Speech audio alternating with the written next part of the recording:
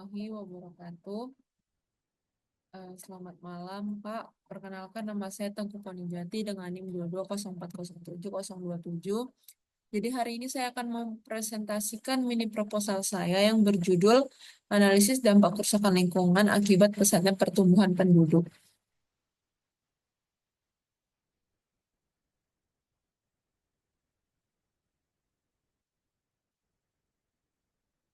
Eh, di sini saya akan membahas yang pertama itu bab 1 yang berisikan latar belakang.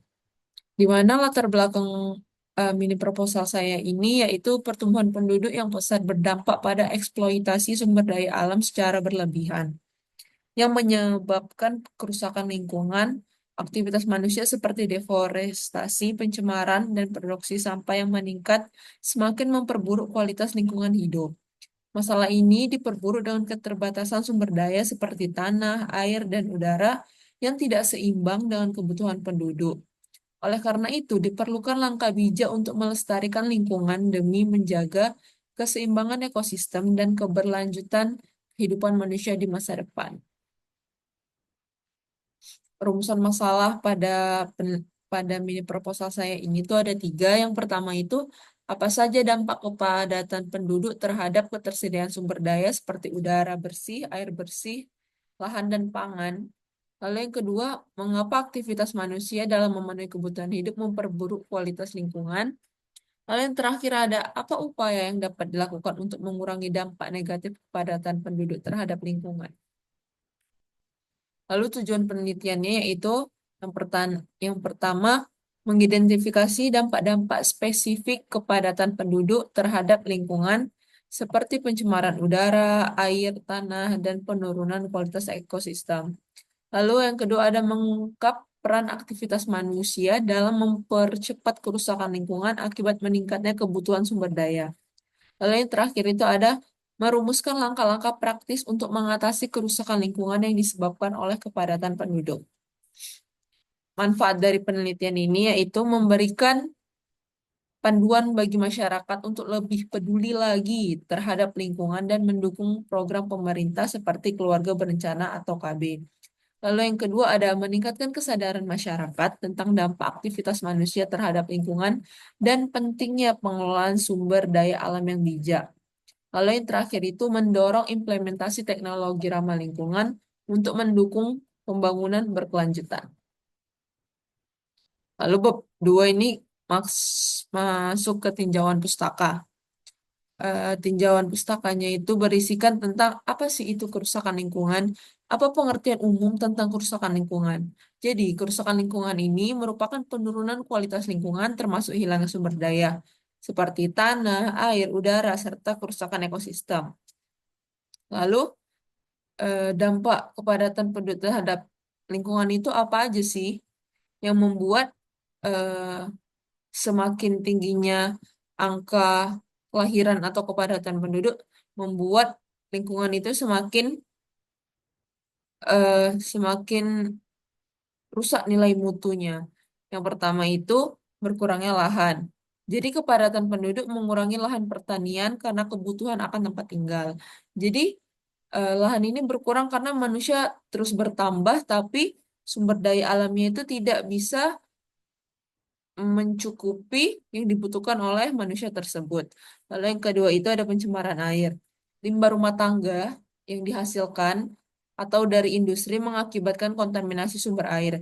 Seperti mungkin beberapa dari kegiatan industri itu ada yang membuang hasil limbah olahannya itu langsung ke eh, badan sungai. Padahal badan sungai ini banyak masyarakat yang memakai airnya itu dari sungai tersebut. Mungkin ini bisa salah satu penyebab terjadinya stunting atau eh, penurunan kesehatan di masyarakat. Lalu yang terakhir itu ada pencemaran lingkungan. Sampah dan emisi kendaraan meningkat seiring dengan aktivitas manusia. Jadi semakin bertumbuhnya manusia, semakin menambahnya angka kepadatan penduduk, maka sampah yang dihasilkan itu otomatis akan semakin banyak dan emisi kendaraan juga meningkat karena kita semua tahu bahwa manusia bebe- semua manusia itu menggunakan kendaraan yang menghasilkan emisi yang lumayan cukup tinggi apabila dipakai berpanjangan.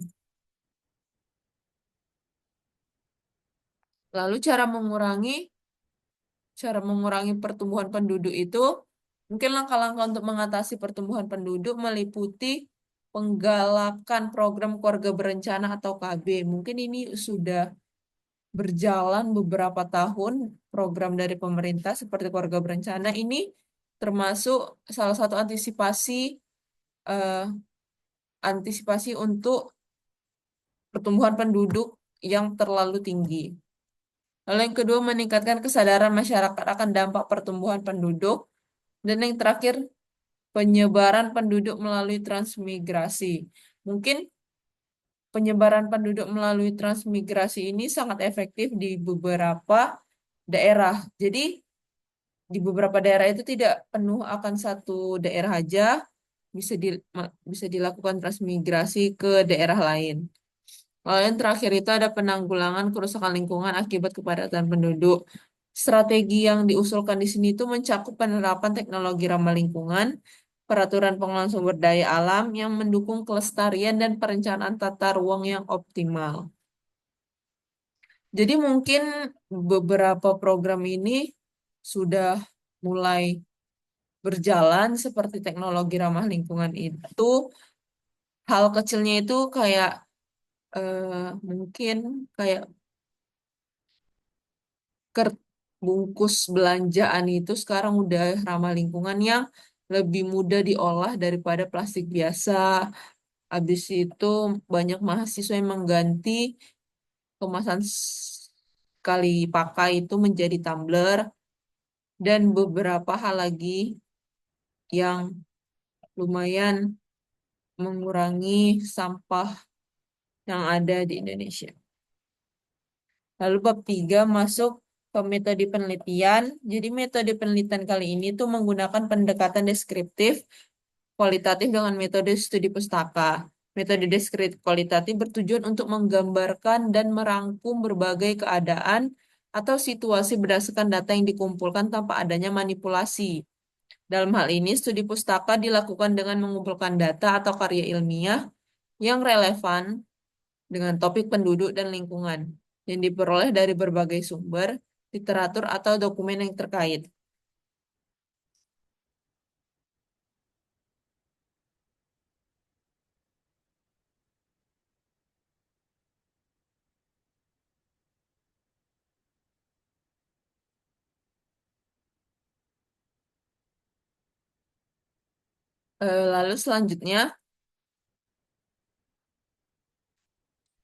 Lalu selanjutnya ini ada teknik pengumpulan data.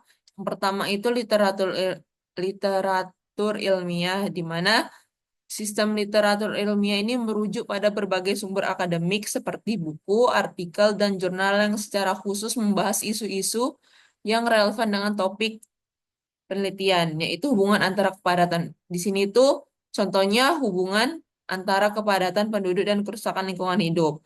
Literatur ini digunakan untuk memperoleh data, teori, dan analisis mendalam mengenai bagaimana pertumbuhan populasi mempengaruhi ekosistem, sumber daya alam, serta upaya mitigasi dan pengolahan lingkungan yang berkelanjutan. Sumber-sumber tersebut juga mencakup kajian empiris dan teori-teori ilmiah yang menjadi dasar bagi penyusunan penelitian. Jadi pada mini proposal saya ini tidak perlu melakukan terjun ke lapangan atau mengambil data, sampling atau apapun itu karena di sini itu berdasarkan artikel dan jurnal secara khusus yang membahas isu-isu. Jadi tinggal dikumpulkan saja beberapa jurnal yang pro akan hal ini dan jadilah analisis tersebut.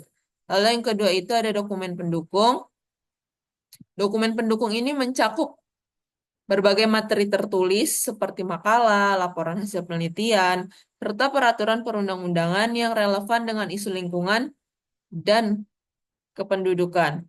Makalah dan laporan penelitian memberikan wawasan empiris serta analisis data mengenai dampak kepadatan penduduk terhadap lingkungan, sedangkan peraturan perundang-undangan menjadi acuan dalam memahami kebijakan yang telah diterapkan untuk mengelola sumber daya alam, mengendalikan laju pertumbuhan penduduk, serta melindungi ekosistem.